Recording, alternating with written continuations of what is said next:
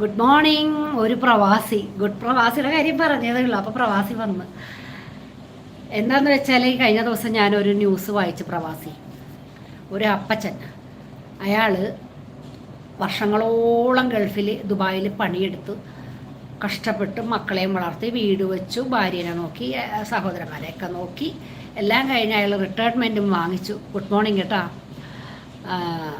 അയാളിവിടെ വന്നിട്ട് ഇപ്പം അയാളുടെ സ്ഥാനം എവിടെയെന്നറിയാമോ? അയാൾക്ക് വയ്യ, ഇപ്പം രോഗാവസ്ഥയിലാണ്. എന്നുവെച്ചാൽ കിളവനൊന്നുമല്ല. അയാളെന്താ റിട്ടയർമെൻറ്റ് എത്ര വയസ്സാണ്? 58 2 വയസ്സായിട്ടുള്ളൂ. അയാൾ എവിടെ കിടക്കണേന്നറിയാമോ? വരാന്തയിൽ.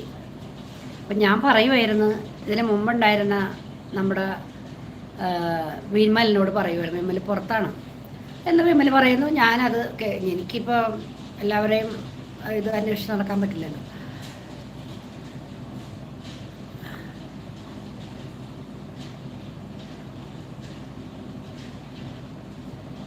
അപ്പോൾ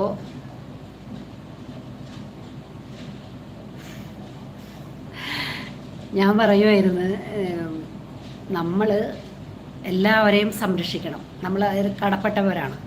അച്ഛനെ നോക്കണം, അമ്മയെ നോക്കണം, ഭാര്യയെ നോക്കണം, മക്കളെ നോക്കണം. അതിനു മുമ്പ് സഹോദരന്മാരെ എല്ലാവരെയും നമ്മൾ കെയർ ചെയ്യണം. അതിനുശേഷം നമുക്കും കുറച്ചുകൂടി കാര്യങ്ങൾ ചെയ്യേണ്ടതായിട്ടുണ്ട് നമ്മൾക്ക് വേണ്ടിയിട്ട്.